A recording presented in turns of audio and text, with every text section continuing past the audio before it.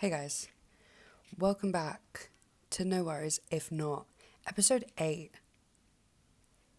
Episode 8. Guys, I'm really sticking this thing out. I feel like I said it every episode. I feel like every episode I'm like, guys, I'm still doing this. Guys, I'm actually still doing this. It is kind of weird. Anyway, I feel like I'm talking too much. I'm being too meta every episode and talking too much about the show itself. But also, who actually cares? No worries. It is currently Monday. No worries, just don't tell me. The 16th of February. Yeah, I'm filming this on a Monday. Weird as hell. I have a little behind the scenes, peek behind the curtain. I get 2 days off a week. I work full time. And my days off are usually Friday, Saturday. This week they're not even Friday, Saturday, they're Friday, Sunday, and both my Friday and Sunday are full. I have plans. I have things to do. Which, you might be going, what, so in 8 episodes you have nothing to do? I've had things to do. I've been doing things, I've been seeing people, but not so full that I've not been able to find time to film this. Whereas this week it's kind of looking like that's going to be the way. Especially because I'm working Saturday, so I'm not going to be able to edit it as well. Guys, frankly, boring, and you actually don't care. And I know that, and you don't have to tell me that. You don't have to tell me that. Because also, here's the actual truth. I'm getting little to no feedback on these. Please comment, even if you're my close personal friend and I'm going to see you and you're going to text me. Please comment because, guys, I feel like I'm talking to myself. And I am. No, and I realised it as soon as I said it. No worries. It's so fine. Don't even worry about it. Yeah, no, I am talking to myself. That is what this is. I'm not talking to anyone. That's kind of the whole point. But I think I just like the idea of people commenting. I think I also like the idea of like one of my friends commenting and like another friend who like has never met that friend replying to that comment. That would be tea. I want all of my friends to just like converge in my YouTube comments or my Spotify comments, wherever you see fit, or I don't even know if you can comment on any of the other ones. I know you can comment on those too. Anyway, so I'm recording today. I literally recorded episode 7 2 days ago. But I still feel like I have things to say, which is crazy. It never runs out. I'm waiting. I was thinking the other day, what if I run out of things to say? But then I thought about it and I was like, actually, in 23 years, I never have. Which reminds me, I had a really interesting conversation once years ago with my friend Elise, friend of the show Elise. And she was saying, like, it's so weird that when you know someone for a long time, you don't run out of things to say. I was like, that is actually true if you think about it. Obviously, you have like years of things to tell them, but also I feel like every day little things happen that I can talk about. And like, I always have new things I want to talk about or old things I want to talk about. I don't think I've actually repeated myself too much on this podcast, but I am quite famous and well known for repeating myself. One of my favorite things I do to Emily, my best friend, which she has called me out on and I think continue to do, is I used to say to her, like, I'd start telling her a story and I'd be like, have I told you this? And she'd say, yes. She'd go, yeah, you've told me this. And then I would proceed to still finish the entire story. Sometimes I say things, like, have I told you this? And I'm not listening. I'm going to tell you again anyway. Because it's going to be just as entertaining as the last time I told you. So actually sit down and listen. Actually buckle up, get your popcorn out. Because I'm funny every time I tell the same story. I'm sure all of my friends have heard me say the same shit over and over and over again. And this is where I'm like, what if I elaborate a little bit? And then my friend's like, so actually you're lying, because that's not what you said last time. What do I do then? That hasn't happened yet. I don't think I'm ever lying. Sometimes I just fluff. I think that's human. I think that's normal. Anyway, something off the bat I want to talk about today, right? Just kind of deep, but I'll try and make it funny. No worries. I do that. Got a phone call from my very good friend Georgia today, friends of the show Georgia, who I've brought up multiple times. And we were having a chat about some stuff going on in her life. And don't worry, I got permission to talk about this. Thank you, Georgia. I said to her, I'm actually going to film a podcast episode today. Can I talk about this? And she said, please, use me for creation. I was like, no worries, anytime. And she just said to me, she was like, I feel like I'm so behind in life. And oh guys, if that doesn't trigger the preacher, the prophet, the poet in me, I don't know what does. Because this is something that I could lament about for maybe years, and actually maybe have been for years, right? And it's this imaginary pressure, that's what I'll call it, imaginary pressure that we all put on ourselves and do not put on anyone else but ourselves. That's 100% what it is. I think I saw a lot of people I know experiencing it straight out of uni. I also have lots of friends that are older than me that experience it, and also my age. Like everyone is experiencing this, and I feel like no one is talking about it. And I feel like if we were talking about it, maybe we'd be experiencing it less. No worries. No, but it's this idea that like we all need to have it figured out. We all need to know what our career path is, and we all need to like be fine all the time. And I guess the real like tea is like the idea that we need to have figured everything out. That's like the real sentence in there. And it's just so interesting to me because I do it to myself. Like I 100% do it to myself. I don't do it as much as others because I avoid thinking about it, in full transparency. But like there's this weird thing where everyone is like, oh my god, I'm really behind, like I should have had this figured out by now, whatever age that is, blah blah blah blah blah. But it's just actually simply not true. And also what's actually real and true is that no one's figured it out. Nobody's figured it out. No one's figured anything out. I think one of the like reasons that we have this is like going all the way back to, I mean, at least in the UK, I know it's different it's not crazy different, but this is how the only education system I know is the UK education system. All right, no worries. I don't need to speak English. This happens every episode, and I'm shocked every episode. No worries. I've always thought, and I remember at the time thinking it was crazy, when we have to pick our GCSEs, aren't we like, how old are you in year 9? 13 to 14. We're 13 to 4 years old.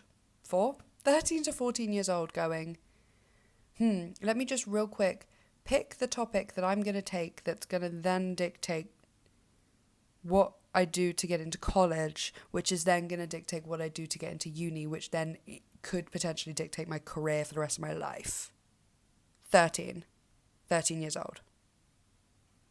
And obviously I know there's like, everyone has to do English and everyone has to do like whatever. I don't know what it is now. I didn't have to do a language, but I know the year after me had to do a language. And I also know that, but it's also like when the fucking education system is so poorly funded and so niche, and more specific courses are every day being stripped and stripped and stripped until they no longer exist, which I know up close and personal because my mum was head of performing arts at my school, and every day performing arts isn't a thing that they fund anymore because they don't need artists. Apparently they need scientists or people who know shit about history, and so like the arts are so disgustingly underfunded in our whatever, all of this broken system, this education system. Whatever you pick for your GCSEs, let's say you decide when you're 13, 14, that you're like, fuck, I want to be a writer, I want to be a journalist. And so you decide to do English. And you do English and you really focus on English and you get really good grades in English. And then you go to college and you go, well, shit, I guess I'm doing English. And so then you go and you do English and you do journalism at college if that's possible. And then you do really well in that. And then you change your mind. You decide, actually, maybe I want to be a doctor. But oh shit, you didn't do biology. Shit, you didn't do chemistry. What then? It's crazy. And so then it's set in our brains from such a young age. Hey, you need to know what you're doing. You need to know what you want to do in 25 years' time. And you need to start planning for that now at 14 years old. And so that starts it. And then also I think I guess it's just this, it's a little bit capitalism. Because they need everyone to fit into their neat little boxes so they can fit into the machine nice and well. And so then there's just this like, I feel like this unspoken thing is that like everyone is freaking out. No one knows what they're doing. Everyone is so stressed about what they're doing. Everyone wants to feel like they have their like big girl or like big boy or big person job. And I'm like, what actually is that? Because also what's crazy, and I said this on the phone to Georgia because she was like, oh, someone I know has their like big person job. And I'm like, yeah, but the truth of the fucking matter is they're probably getting paid the same as you for working in a cafe. And I'm not also saying that in Georgia's case, working in a cafe is not her big person job. It's like, it's just so crazy, all this pressure we put on ourselves. And it kind of goes back to like society and social media, and you only seeing the best parts of someone. And like, I feel like everybody is constantly masquerading as somebody who knows what they're doing. And I feel quite privileged, I think is the correct word, that like growing up, I really remembered this vividly. I think I maybe have said this on the podcast before. So maybe I have repeated myself. But if I haven't, I said, no, I don't think I did. I don't fucking know. I said to my parents once, I actually don't remember which one it was. I think it was my dad. This feels more like a dad thing. And I was like, when do you figure it out? When do you feel like an adult? When do you finally feel like... Because I think there's this thing you have as a kid, and this is a universal experience, and I know it to be true. When you're a kid, you're like, when I'm an adult, it'll all make sense. When I'm a big girl, it'll all make sense. And I think I said to my dad at one point, I was like, when does that kick in? Like, when do I feel like an adult? And he was like, oh, no, that's not true. That actually never happens. I'm pretty sure Dad was like, yeah, here's a teen, never. SARS. Like, and I don't think my dad will mind me saying, my dad's 50. And I don't think he has it. I don't think he's figured it out. I don't think we ever figure it out. And I think, unfortunately, that's the joy. But it's been twisted so much. And there's been this, like, whole narrative of, like, you actually need to know exactly what you're doing at all times. That we can't enjoy not knowing what we're doing. And I know that kind of sounds weird, but, like, there is inherently something really beautiful and optimistic about, like, not knowing and having kind of anything. You could kind of do anything, Like, if you haven't put yourself in a box, if you haven't set yourself down a path, you can kind of go anywhere. And it takes, like, I'm not saying any of those paths are easy, or any of those don't take work, but, like, you can kind of do, like, guys, this is the thing they don't want you to know. This is the thing that big capitalism and big government and big society doesn't want you to know. You can kind of just do anything. Like, you really can. And, like, there'll be a niche career. There will be. Like, think about it. There are dog walkers, dog groomers. If you like dogs, if you just really fucking like dogs, you can be a dog sitter full-time, travel the world, no worries. Like, there's a niche job for everything. Because if you think about it, like, think about all of the, like, crazy niche jobs there are. Like, food tasters, food critics, people who are secret shoppers. I don't know if that's a career. There are all of these different things we can do, and I think we are taught at such a young age, hey, here are, like, the paths that you can take, pick one. No worries. It's like Sims. Oh my God, it's like Sims. In Sims, when you pick their aspirations for them. But, like, the differences in Sims is that they are literally, first of all, not real. And second of all, like, programmed to then enjoy those things. But when I was 14, let me tell you what I did for GCSE. Right? Here's the truth of the matter. 14 years old, I was going to be as angsty as I've ever been. I was going to be listening to 21 Pilots full-time, chronic insomnia, all-nighters. I had internet friends who all were up way later than me, and also I've just had chronic insomnia my entire life, and so I was going to be up until the early hours of the morning every day, and then going to school, getting hours of sleep, as in, like, 1 or 2 hours of sleep, listening to 21 Pilots full-time. Thought my mum was, like, so mean. If any of you know my mother, I don't think she's actually capable of that emotion. I don't think she's capable of that action. I don't think she's ever been mean. Even at times when I've highly encouraged her to be mean, she doesn't do it. And it's kind of annoying. But when I was 14, I was like, God, my mum's such a bitch. Like, I was that, right? And, like, all of this crazy shit. Now, here's the thing. Again, my mum, bless her soul, has always wanted the best for me. And she's also a teacher. So my GCSEs were coming up and she's going, Tabs, babe, please. You got to take this seriously. Please take this seriously. Please. What are you going to do? What are you going to do? And I'm going, I don't know what I'm going to do. And then every time she asks me, I'm like, and I added a day to when I'm going to make a decision. And so, yeah, of course I left it to the really last minute. And of course I did. And then also, here's the other thing. Now, here's something that I'm like, I mean, I'm doing fine.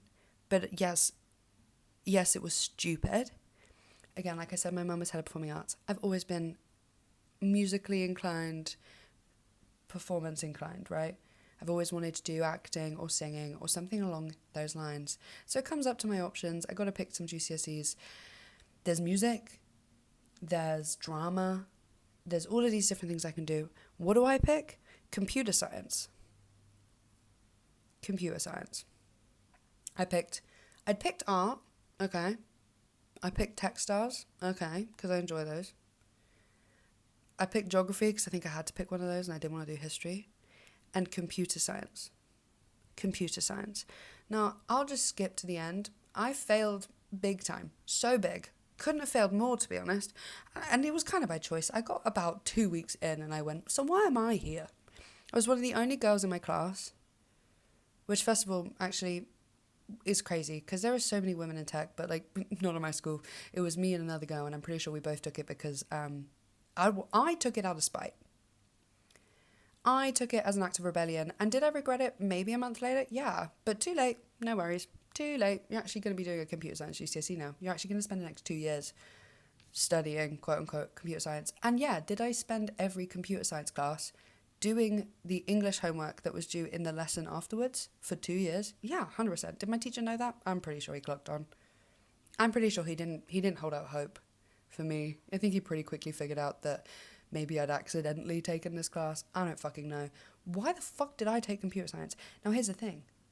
I understand. I said earlier, they're expecting you to pick something that could potentially be your career. That's if you're going down a strictly academic route, which I frankly did not do. And so when it came to me going to college, I went to a performing arts college and they were like, preferably can you please get English and maths GCSE, which I did somehow because I didn't revise for a single GCSE. I caused my mum, actually, I think maybe heart problems. Like, here's the thing. I'm not saying I didn't stress my dad out. I stressed my dad out in very different ways, but my dad is also not like as academically inclined as me. Like, we both just like, we're not, I don't know, we both are really smart. Like, I'm not saying either of us are like stupid, but we're just not academically gifted. Like we both have ADHD, no worries, and we both were undiagnosed at the time. My dad got diagnosed like not that long ago, and I got diagnosed just before him. So, you know, it makes sense now on reflection why I didn't do well in education. But he never like was pushing onto me like, you need to do really well at school, because like he didn't. So he was like, you'll be fine. Whereas my mum like has like 2 degrees and like is a teacher and is like, she's just built for like education. She really is. She studied music and French at university, and she, to me, whenever she tells me, it did feel like she was at university for 8 million years. No worries. And then she went on to be a teacher. So my mum, like, she used to say like she's been in school since she was like 5. Sorry, I actually gagged. Sorry. Love you, Jackie, but that's like maybe my worst fucking nightmare. And so my mum, obviously, as a teacher, is like, GCSEs are really important. And she just kept asking me to revise, and I knew myself back then. It's crazy how much like kind of self-awareness I had about my own behaviours, and I didn't know what they were. I was then later, obviously, to learn that they were ADHD, but at the time I was just like, no, I know myself. There's literally no fucking point in me revising. There's actually truly no point in me revising, because all it will do is make me upset. And I'd rather go into the exam knowing I didn't try than feeling like I tried really hard but none of it stuck. I kind of was like, I'm just gonna wing it. My mum, oh, that poor woman, honestly, she did such a stellar job considering how kind of insufferable I was. No worries. But I did okay considering. I didn't revise, genuinely, and this isn't me being like, I didn't revise. I actively and decidedly and intentionally did not do a single lick of revision for my GCSEs, and I only failed 2, and it was geography and it was computer science. Geography is so funny. My geography teacher, okay, I had this one geography teacher and he was really fun, but on reflection and on conversations with other people, because I wasn't paying attention, he was maybe bad because he was fun. Like, he wasn't really teaching us anything, he was just kind of having fun. I loved him. Come to learn that some of my friends who actually like wanted to pass their GCSEs were like, no, he was actually kind of not great. And I was like, oh, I didn't really clock that. But then we had this new geography teacher who was so sweet, so lovely, who thought I was cripplingly depressed. And don't get me wrong, I wasn't doing great, but I definitely wasn't as bad as I allowed her to think I was. I basically realised pretty quickly, if I come into the class with my hood up, looking really sad, she will just let me sit in the corner and listen to music and not do anything. She'll just allow that to happen. And every now and then she'll come over and go, "Hi, you okay?" And I'd go, yeah, I'm good. I'm pretty sure she spoke to my mum about it at one point. Maybe I'm making that up. Someone definitely did. I know multiple teachers spoke to my mum. Again, she worked at my school, and I was a lot of things. And so I think teachers definitely spoke to my mum.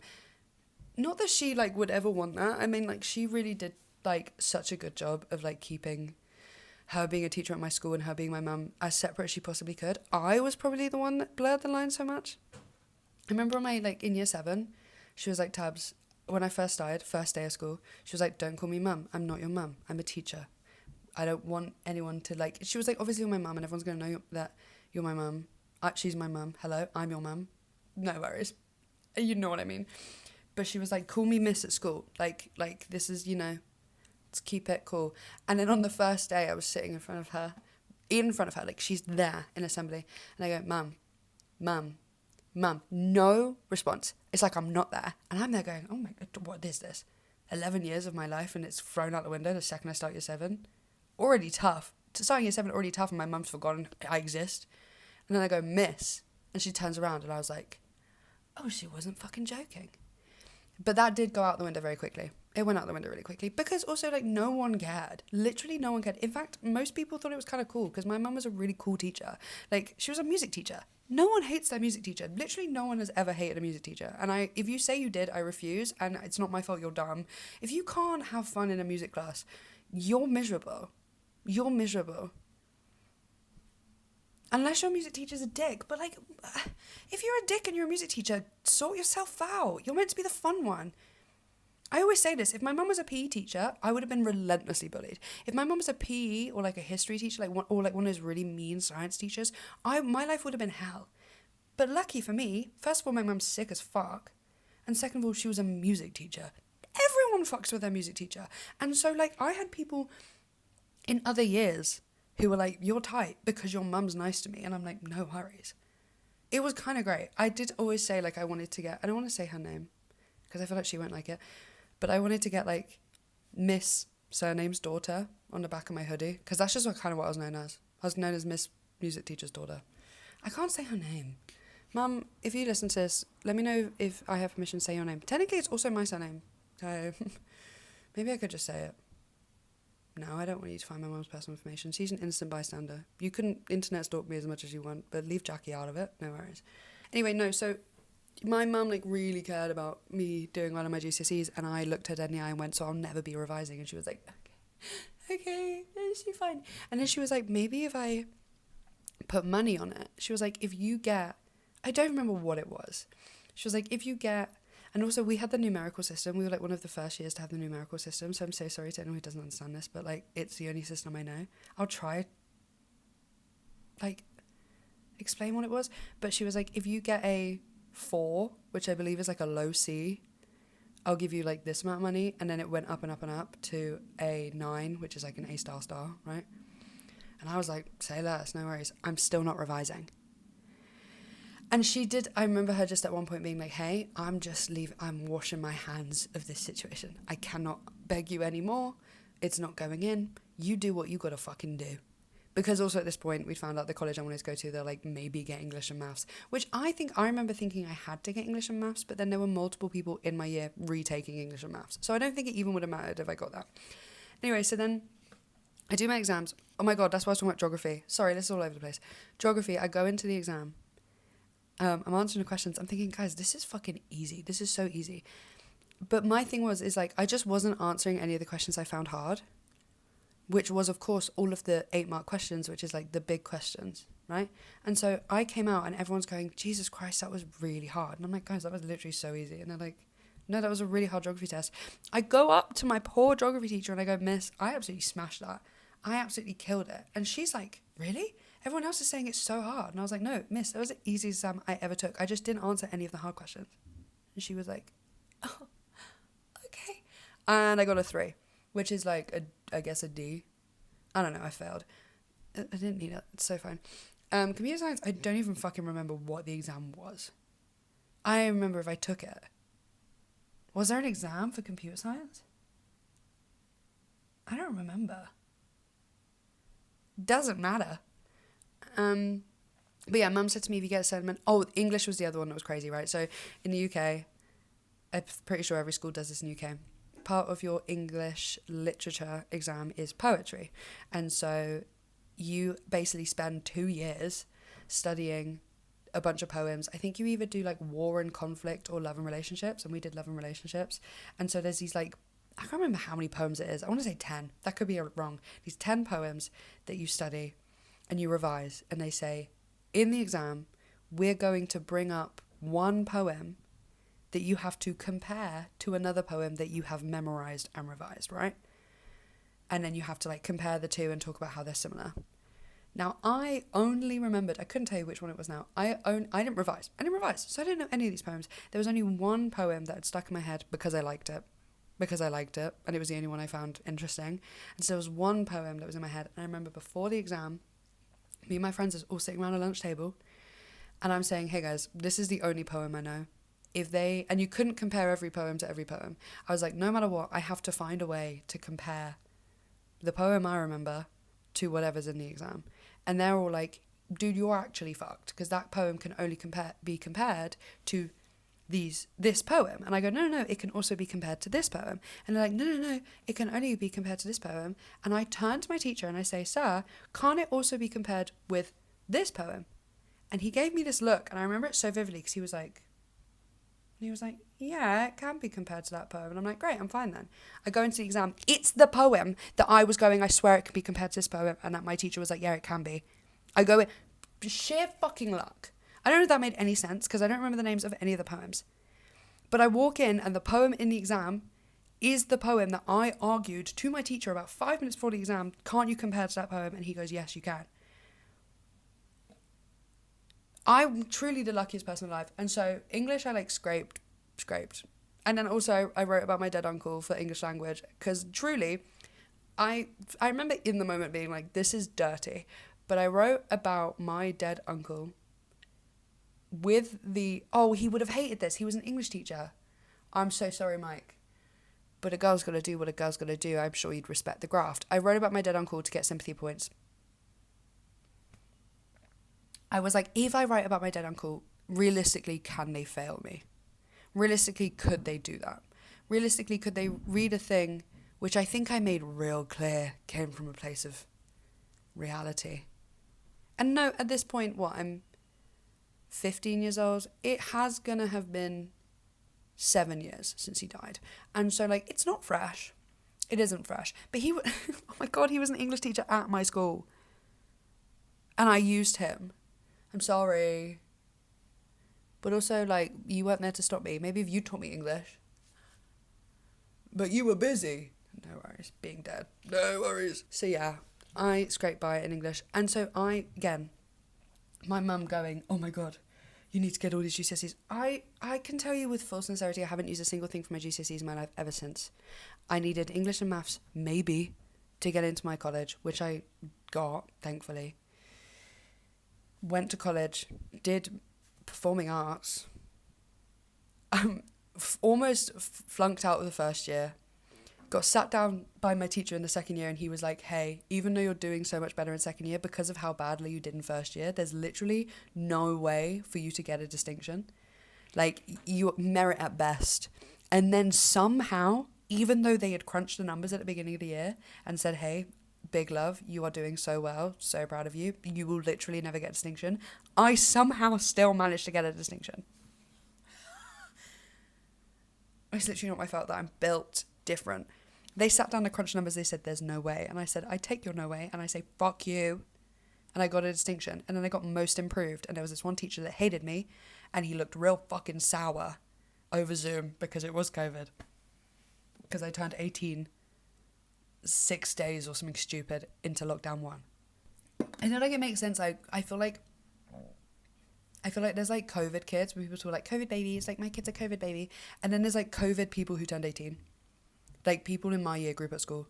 like 2001, 2020, 2022, 2001 to 2002 year group, that year group, all of those motherfuckers who had to turn 18 in lockdown 1 and then go to university in lockdown 2 and had like all of this, I feel like there is some sort of shared trauma that we all have and that we are all still to this day battling with. I've seen a 50-50 split of either half of us, recluses, we're staying in, we don't like late nights, we're not going clubbing, to the other half, making up for lost fucking time, coke addiction, cat addiction, pills, clubbing every night, bar, another club, another club. I think that's what I'm seeing. It's definitely leveling out as the years go by. But at first, I remember like in 2021, 2022, I was like, oh, cool. So there's a 50-50 split of people who are like, I need to make up for the years I lost. And the other people who are like, do you know what this taught me? Actually, I quite like being inside, which was me. That's very much me. I've been clubbing a handful of times. And I don't feel I'm missing much. I don't know. It's all sticky and sweaty and I can't go to bed. And it's like, what are we doing? But anyway, that's just me. I just think, again, especially since COVID, not to bring her up, hate to bring her up, but like ever since COVID, ever since all of these different things that have happened, ever since like the government, like every government in every country just seems to be like collapsing in front of our eyes, no worries, and like there's this huge like amount of like disillusion of us all going, wait a minute. I mean, we've been saying for years, everyone has been saying for years, like the governments do not represent us, they have never represented us, this is dire, this is awful, this is horrible. Right? We've been saying that for years, but now it feels like couldn't be more true and more present and more alive. Like, it's not as dire in the UK as it is in America, but don't get me wrong. Don't even get me started. And I feel like we, especially like the younger generation and like Gen Z and like millennials, all of that, we are very much like being like, guys, this is not us. I'm so sorry for what grandpa said, but that's actually not what I am. And all of this, all these times, and then, but then this like thing of like, we need to know what we're doing, we need to have everything figured out, we need to have a big person job, we need to like be financially stable and know what we want to do with our lives by, I don't know, 13 years old. That is like, it just will never go away. And it is so interesting because my friends will come to me, like Georgia today, and be like, I just feel like I'm so behind. And I can sit there and go, that's literally not true. That's literally not true. No one knows what they're doing. We're actually all making it up. Literally everyone is making it up until the day they die. And that's the joy of fucking life, is that we're all just winging it. And sometimes we get it wrong. And I say this to Georgia, and then I will sit there and go, oh my God, I'm 23 and I have no idea what I'm doing with my life. And like, I have the self-awareness to know that that's insane. That I'm like talking to my friends and going, guys, you literally don't have to have it figured out. No one has it figured out. And then to myself, I'm like, you do though. You actually, Tabs, unfortunately, you're going to have it figured out because as far as I'm concerned, everyone else has it figured out. So sort your shit out. It's really bizarre.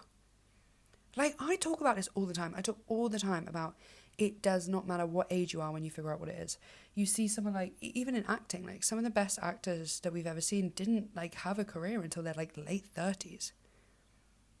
I think it's also hard because we are seeing, there's a very much, I feel like at the moment, in the performing world at least, there's a big, I think, again, with like the world kind of getting sick of old people and then being like wrong and stuck in their ways, there is a huge wave right now of like young people coming up in the industry, in like music and in film and TV and all of that. And so that definitely, don't get me wrong, can make me feel a little itchy. Can make me definitely feel a little itchy. Heated Rivalry, finding out that the two guys in Heated Rivalry are literally like the year above me at school, I was like, oh, okay, that's so fine. It did also, that's another thing that made me think about, like, again, not to talk about Friends of the Show Heated Rivalry once more. It's been a couple episodes. I feel like I'm allowed.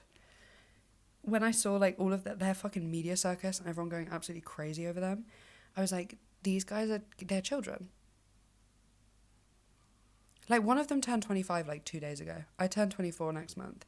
They're not that much older than me, and I'm like, that's crazy. I'm a child. As far as I'm concerned, I'm actually a child. But I'm not.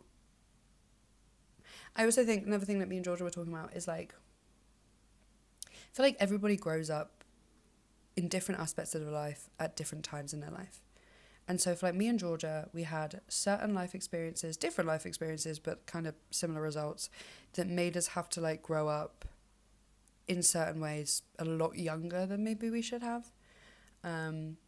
Be it like home life or personal life or romantic life, whatever. There's just certain things that happened in my life and in her life that meant that like we had that kind of thing of like being like 17 and being like, I'm an adult, I figured things out. And I would like to retract that immediately from 17-year-old me's mouth, because I wasn't. I actually had no idea what I was doing.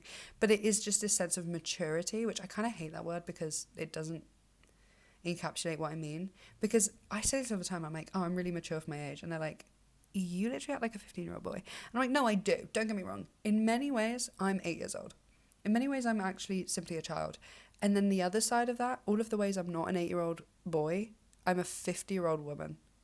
Not even, that's too young. 60-year-old woman. No, 70-year-old woman.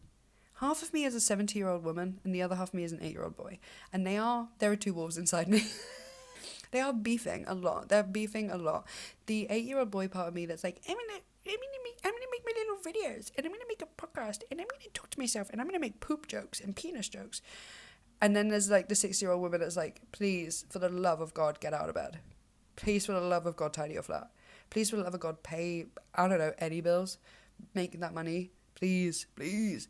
And they're just beefing all the time. But in those ways that I am a 60-year-old woman, the 60-year-old woman feels like she's really fallen behind. And that makes sense because I think I am in many ways a lot more mature than my actual age.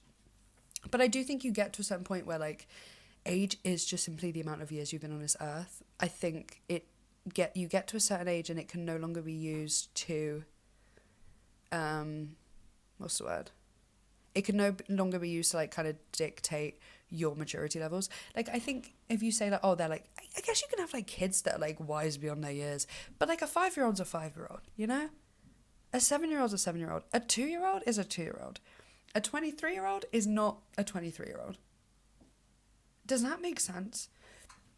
Like I've met people who are my age that I'm like, how have you gotten this far? How have you gotten to like just making like financial decisions or like, and I mean, okay, I want to immediately put this like disclaimer out there. There is absolutely nothing wrong with living at home. There is absolutely nothing wrong with living at home, especially in these times economically.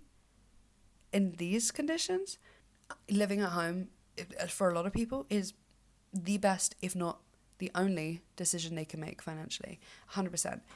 But there is a specific breed of people who live at home. And you know what I'm talking about, and you know if it's you, and it's not, most likely.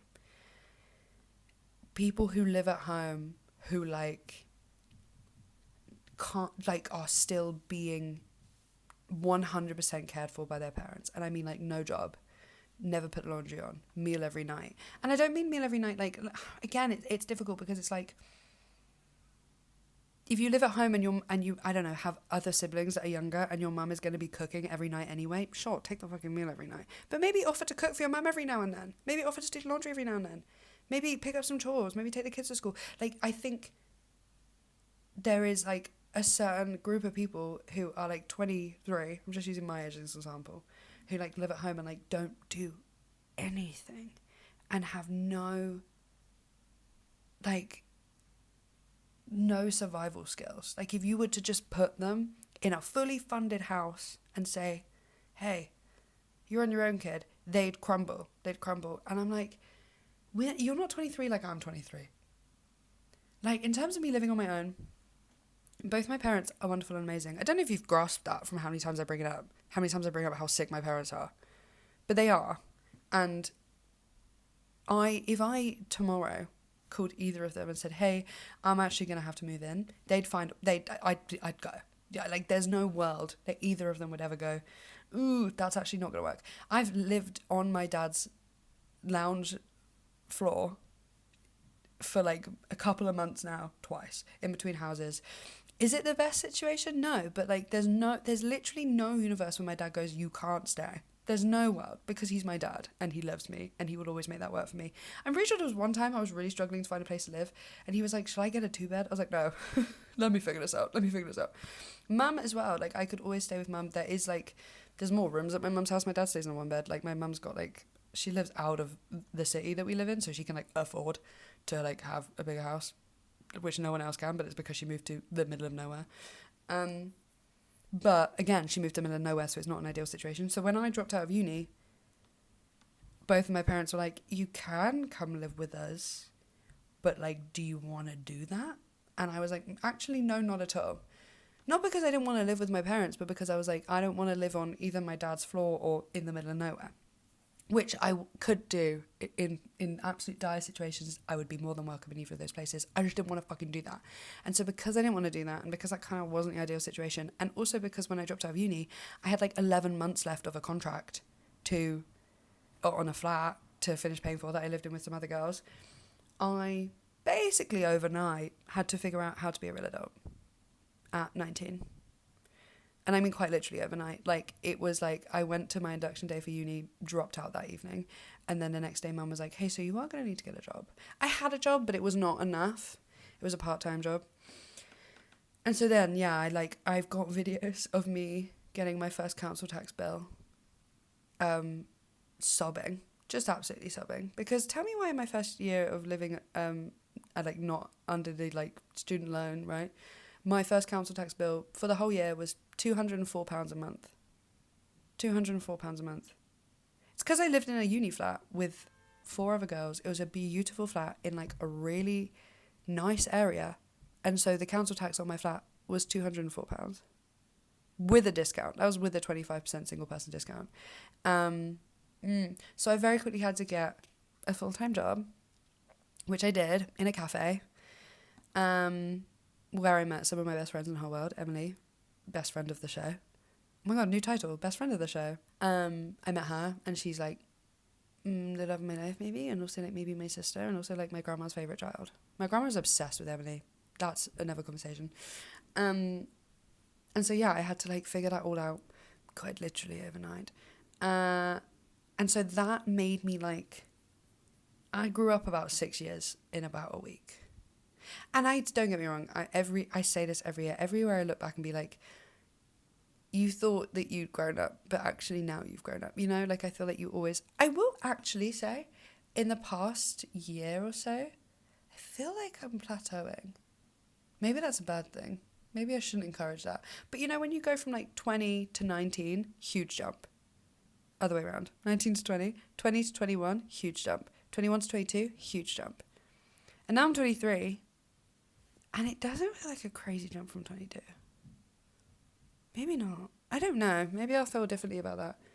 I guess things have happened and like, I don't know. God. Also, guys, it's the Chinese New Year tomorrow, which I was talking a lot about because I got a little bit obsessed with it. And then I kind of had actually real life stuff happen and I couldn't focus on it. And now it's tomorrow. I'm wearing red. It's the year of the horse. I was born the year of the horse. I'm wearing red. I'm going to try find something red to wear year round because I've heard it's good luck, because I've heard that potentially my luck is going to be really bad.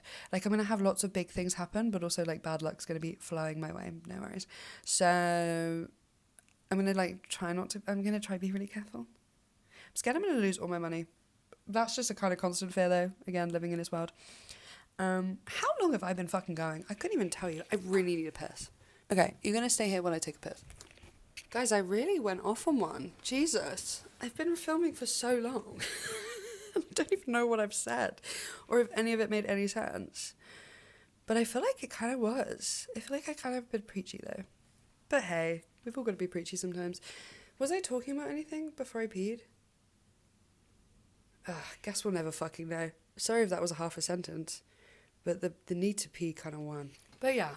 I guess what this episode has kind of had a theme throughout, which is like societal pressure and not knowing what you're doing, which, what a great theme. Honestly, I think it's something we should all be talking about more. I think we should all be publicly saying more often that we don't know what we're doing. I honestly think it would do us a world of fucking good. I wish like more like celebrities or influencers would come out and be like, hey guys, just so you know, like no one knows what they're doing. Truly no one. I don't believe anyone who says they do. And if they say they do, then they're ignorant. Because it's also, I think, sometimes kind of stupid to go through life believing that you have figured everything out. Do you know what I mean? Like, even stuff that I know really well, even stuff that I like. I'm trying to think of an example. Like something I know innately how to do really well. Like let's say, I don't know, I think something I'm good at is communication. Something I'm really good at is communication. I'm never going to go into any situation being like, don't worry guys, I can communicate everything. Because that's not true. Like, that's not true. I'm learning new things every day about how to communicate with people, with how to communicate in different ways with different kinds of people. Like, I think it's really stupid to believe that you know everything. I think it's really fucking stupid. Because if you just go into every situation going, I know everything I need to know about this and I'm actually done, there's nothing more to learn and there's no more room to grow because I am the final form. Like, that's so stupid. It's so stupid. Even I think like some of like the biggest geniuses in the world, I'm talking Einstein. You don't think Einstein was still learning shit till the day he died? I think when Einstein was in his deathbed, he learned something new. I believe that to be true. And I think our brains are built to hold so much information. Might as well fucking use it. Might as well use it. It's like when you get a phone and it's like got a certain amount of storage. I'm going to be using every single fucking bit. I'm going to use every single bit. There's not going to be, when I die, my brain, there's not going to be a corner of my brain that isn't untouched. Best believe, if I've got anything to fucking do about it. I think it's so important. It's so important that we're always growing. I don't think it ever stops. And I think I look at my parents as examples of that as well. Both of my parents. Like, in my lifetime, I think there's this thing when you're a kid and you see your parents and you're like, yes, these two things that aren't humans, they aren't people. They're just these things that look after me. They are the way that they are and they will never change. No worries. That's the dream. It's not at all. I would have hated that. I think, again, God, maybe my parents did a fucking stellar job. I mean, I do tell them that a lot, but maybe it's actually true. But like, I think one of the most beautiful things I've gotten to witness in my 23 years of living is the growth and change and beautiful lives my parents live. Truly, both of them, for both really different reasons. But like, even when you have kids, shit still happens to you. Life keeps going. You are thrown curveballs. Constantly. That never stops. It never stops. And I think it's really cool that I got to see both of my parents deal with different things and life and getting older. And I think, in my personal opinion, if they're listening to this, don't let it get to your heads. You both did a really good job.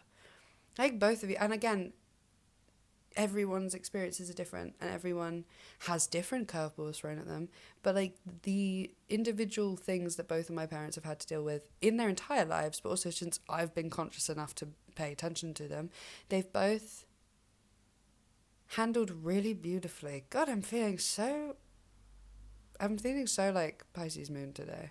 Not Pisces moon, Pisces Mercury. I'm feeling very like, God, and then I just leveled my people. I just am feeling that. Maybe it's a new year. Maybe it does something to you. I wouldn't know. I didn't do any research after I said it would. No worries.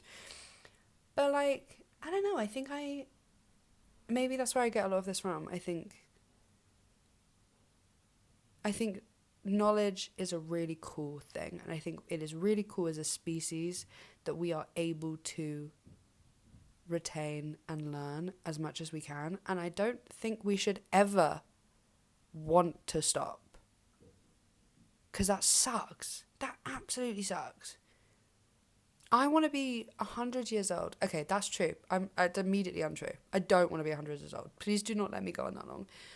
By the time I'm 100, I have no vocal cords left. I know that to be true. They're going maybe 62. I feel like I'm losing them already.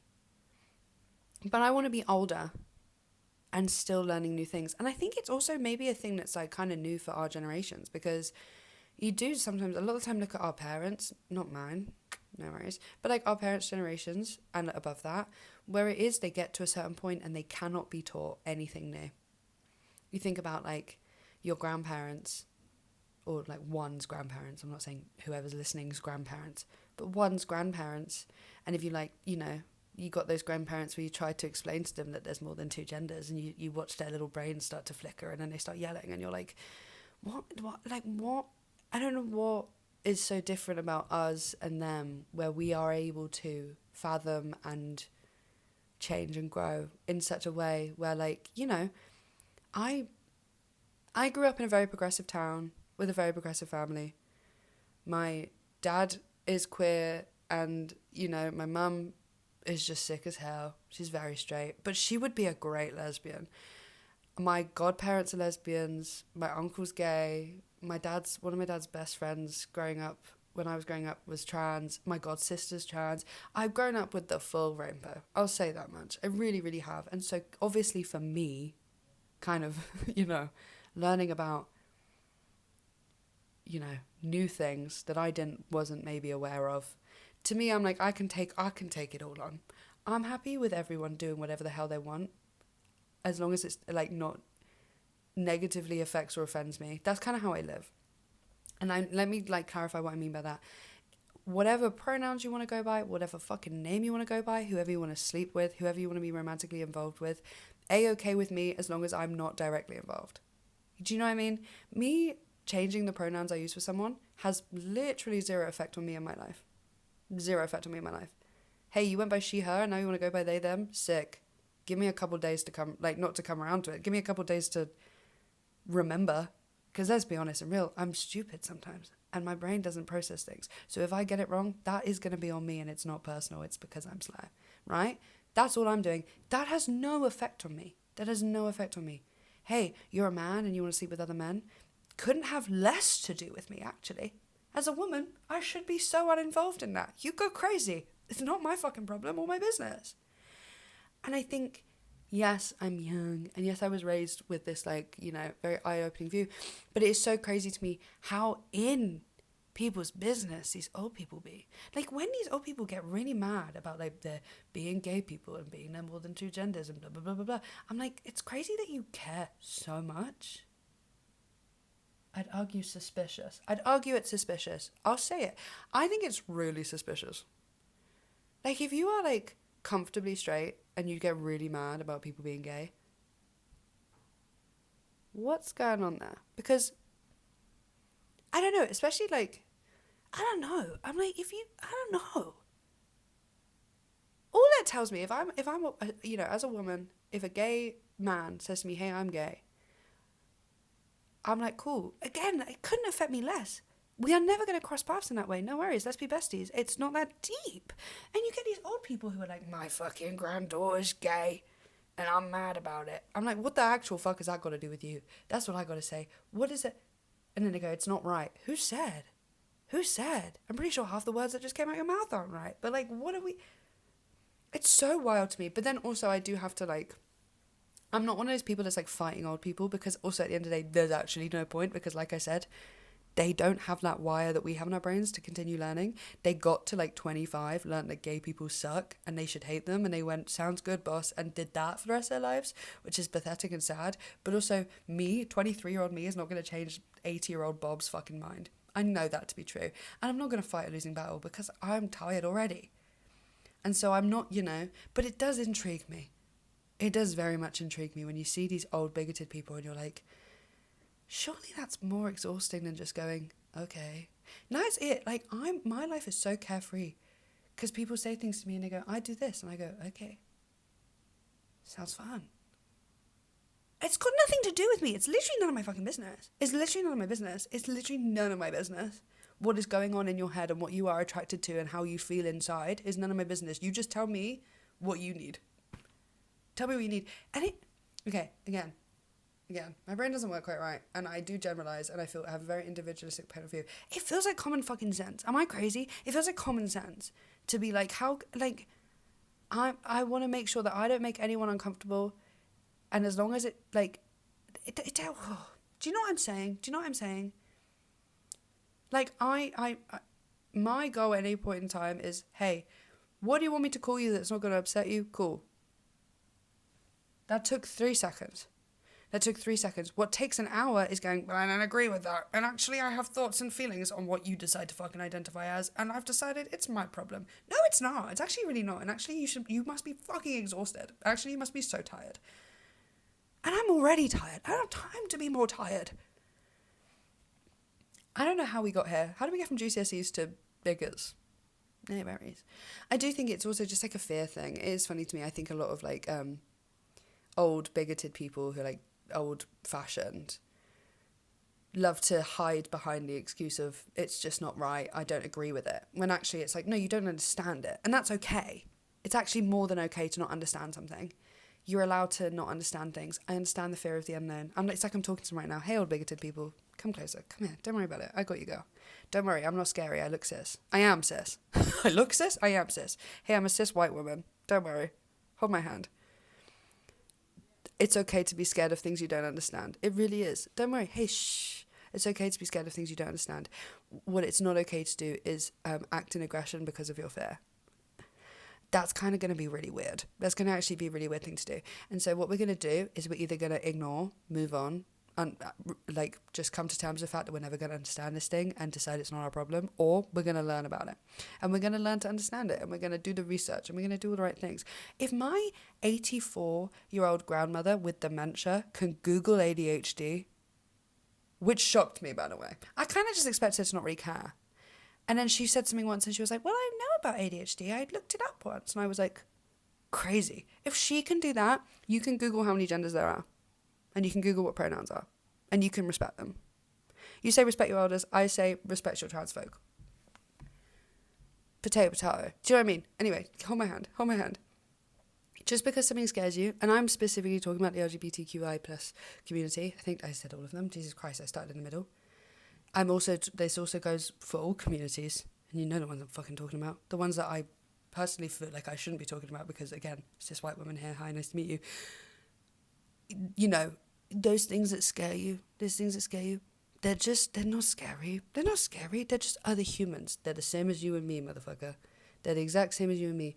And so all you need to do is smile, go, okay, and respect their wishes. Capiche? Fuck me. Is it that fucking hard? Sorry, I was being kind. Hey, come back. Anyway, please, everyone send that to your old bigoted relatives. I'm sure it'll work. I'm pretty convincing. I'm pretty sure that, I think, guys, I was thinking about just solved all bigotry. Oh my god, I knew this podcast would do big things. Oh my god. No, it's actually truly an honour. As a cis white woman, it is truly an honour to have saved all discrimination and to have ended it all. And I always, do you know what, I kind of knew that was in the cards for me. Obviously, I'm joking. It's way more complicated than that.